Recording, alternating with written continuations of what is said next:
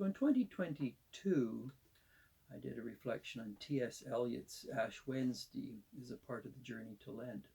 2023, I'd like to look at a very different poet, Samuel Taylor Coleridge, and his The Rime of the Ancient Mariner. The Rime of the Ancient Mariner is one of those great works of literature and of poetry, formation, philosophy, and much else.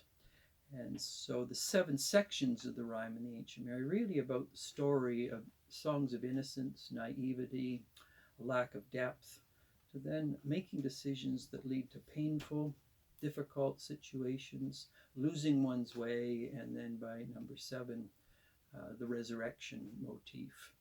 And so in the next 7 sections, I'll be looking at this. I was very fortunate when younger to live at 3 of Coleridge's homes. The first, as he emerged in the 1790s as a political radical in Bristol, beating the drums against the English slave trade, and then he and Wordsworth, who naively idealized the French Revolution and came to see where it led in terms of the guillotinings, the deaths, the ideology of what was going on in France. They both ended up in Southwest England, where they essentially the CIA or the FBI in England hounded them down at that point. Nether Stowey and L. Foxton, Dorothy and William Wordsworth.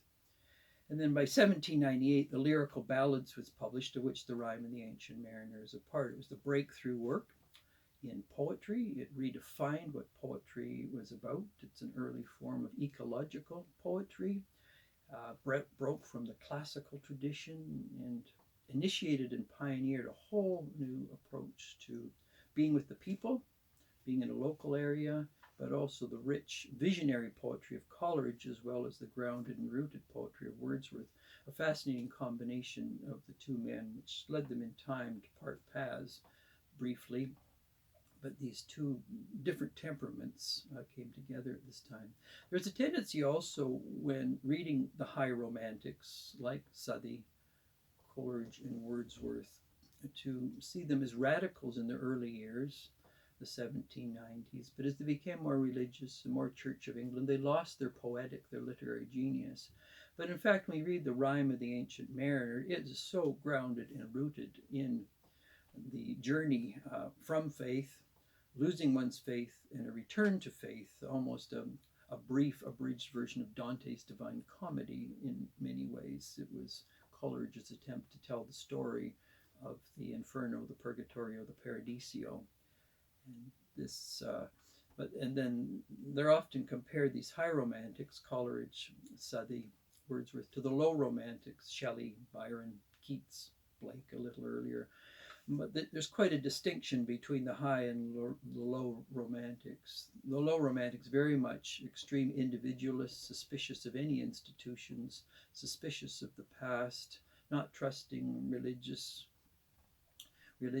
groups, political structures. They're anarchists, essentially, extreme anarchists, whereas the high romantics of Coleridge, Wordsworth, and Southey were deeply committed to the wisdom, the time-tried wisdom of the past, and the institutions, church and state and education, that embodied these truths that had been passed on through classical tradition, the Christian tradition, and so quite a distinct difference between the high and low romantics. But what I'd like to do today is briefly begin the journey, put the key in the ignition of the Rime of the Ancient Mariner, which is part 1 of a 7-part series, which will walk us into Lent and then finally Easter. So part 1 begins with a wedding guest, a young person. He's on a way to the wedding. He hears the din, the merry minstrelsy, the noise, the drinks, the excitement, the optimism. And he's untried by life. He has not faced into difficult decisions, hard decisions. He's never lived with painful consequences. He's very, very much on the journey to this event, which seems for all intents and purposes to feed into a fairly naive, optimistic version of life, of entertainment, of amusements, of diversions, in which there's not a lot of depth. But the mariner stops him as he's going to this wedding, the wedding guest, and essentially says, I want to tell you a story. I want to tell you a story about the nature of the journey, of certain decisions made, the consequences of those decisions, if they're problematic decisions, if they're decisions that are made which come from a shallow, a reactionary, an undealt with, an egoistic place, a dark place. Be careful of what we kill in life, because sometimes the very things we kill are, in this case, the albatross, which leads the ship of the soul, the ship of state, the ship of the church. The ship is a metaphor for many things. It not only carries the individual, but carries the community across the deeper waters of time, in which we get the sub or the unconscious, and also the inclement, unpredictable weather of time. Because inevitably, as humans, we are very fragile and vulnerable, and there are depths to us, which is the water, the sub, the unconscious with us, but there's also the unpredictable vagaries of weather, the weathers of politics, of religion, of education, of what's occurring in our world. And so the ship is this metaphor, is how do we, as fragile people, sail across these two ambiguous realities and sail wisely and well.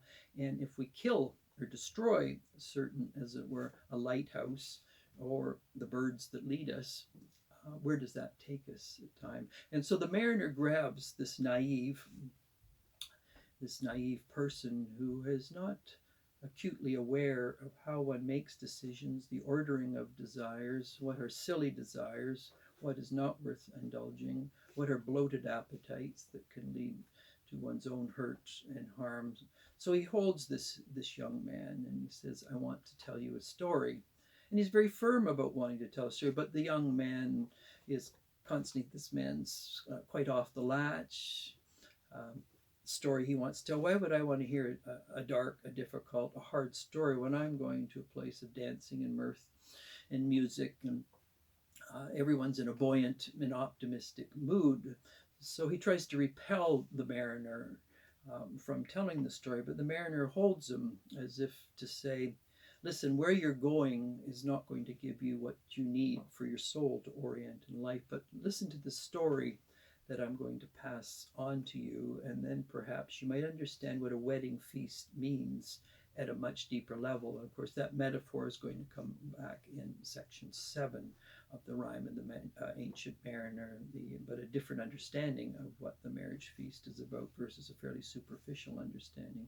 So the mariner begins to tell the tale of the ship of which he's on with friends, because inevitably with Coleridge, we don't sail the ship of our soul alone across the sea of time. We're with friends, we're with communities, we're with others. And so he drops down from the kirk, the church, the lighthouse, and begins to sail across time. And the trip initially seems to be doing very well. The sun is up, the sky is blue, the winds are at their back. So it's very optimistic, very, very similar, seemingly, to the wedding feast that they left behind.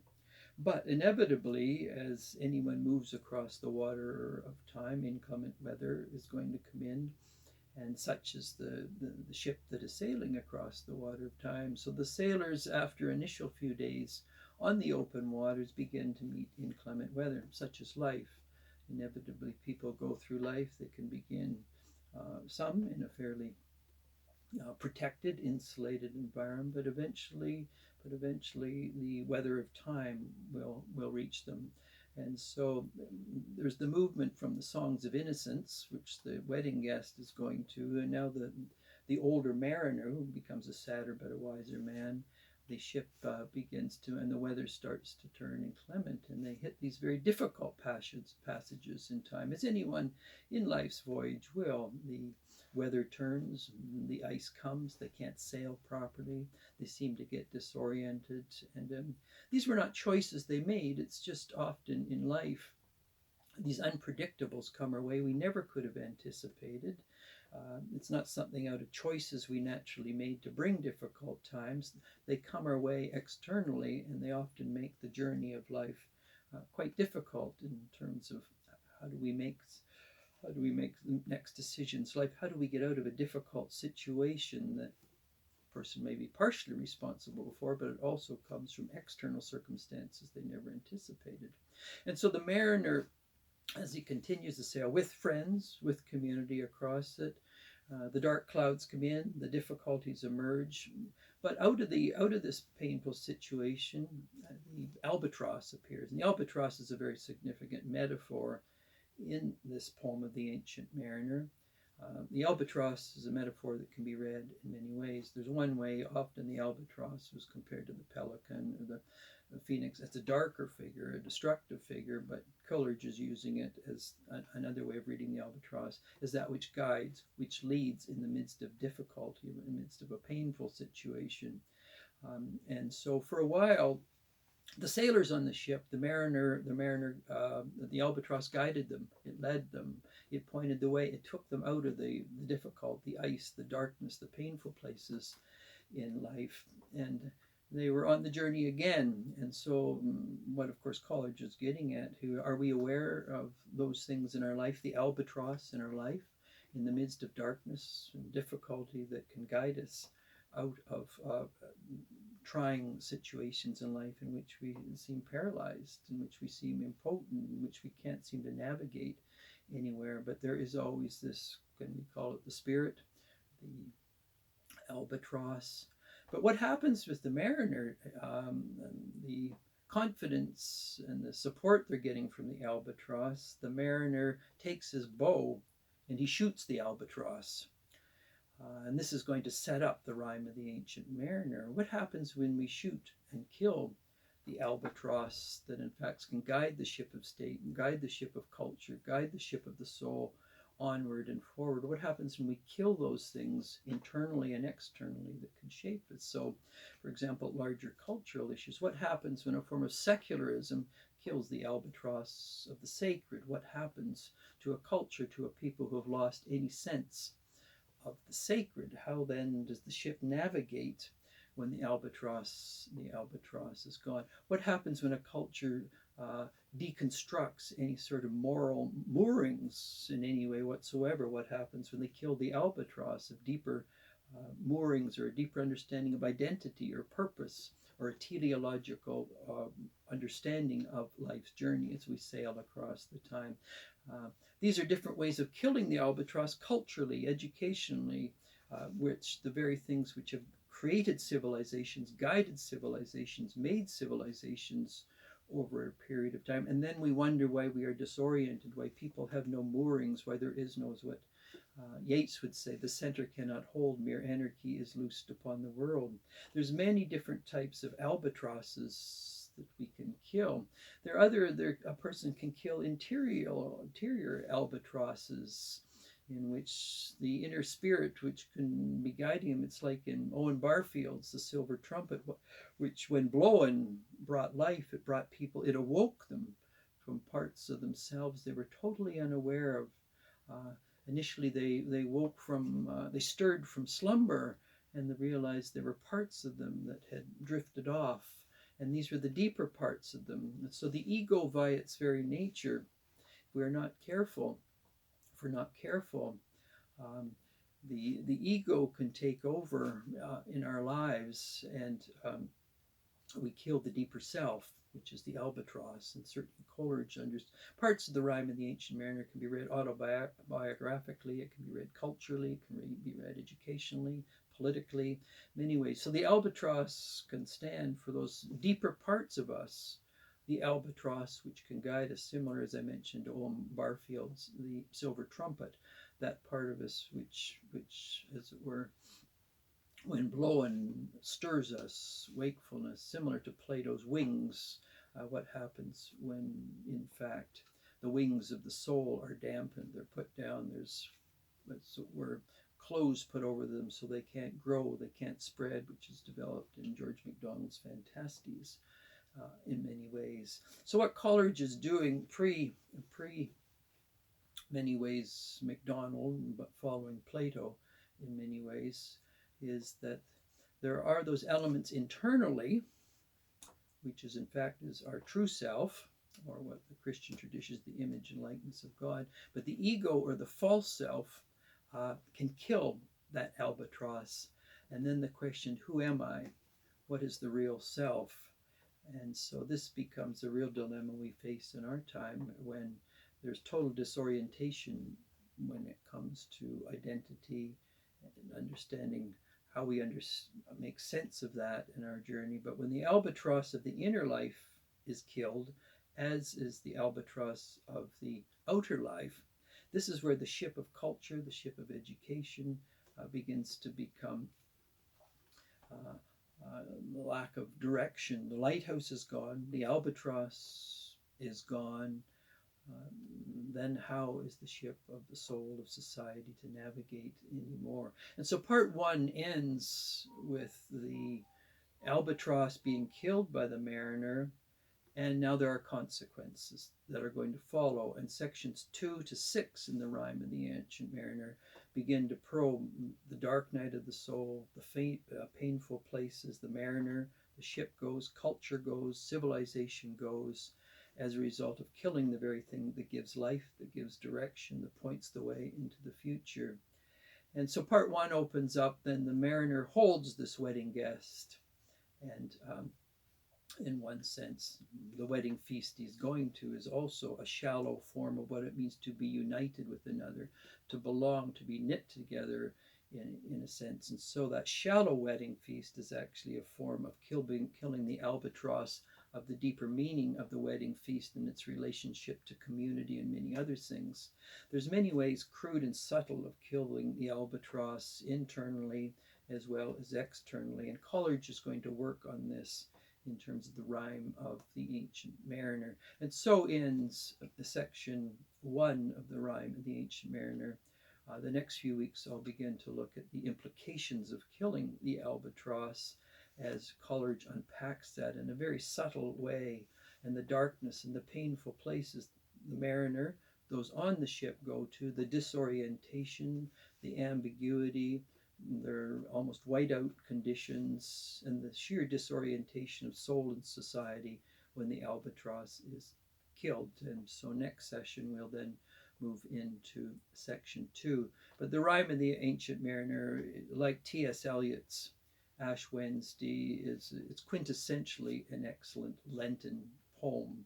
And as we move into Lenten season, it's a lovely companion to Eliot's Ash Wednesday, even though Coleridge antedates Eliot, writes in a very different style than Eliot, but in many ways they're coming up the same mountain, but they're coming from very, very different places, but they're eventually going to reach the same summit in terms of the deeper mythic themes, the perennial themes they're dealing with. One in Ash Wednesday, the other the Rime of the Ancient Mariner. Both great Anglican poets, both lay persons, both very sophisticated literary and cultural people in understanding the deeper nature of the journey of transformation and deification. And the Rime of the Ancient Mariner is a significant and substantive, actually, poem of formation, of decisions, consequences, and then phoenix-like resurrection, when a person is willing to admit the decisions they have made have brought on these consequences. So now what do we do on the journey when facing into our own subtler dark places, our shadow places, which Jung will talk about, which Plato will talk about, and certainly Coleridge is more than willing to face into in his own journey, as well as the larger cultural journey of the late 18th and 19th century, of which he lived, moved, and had his being.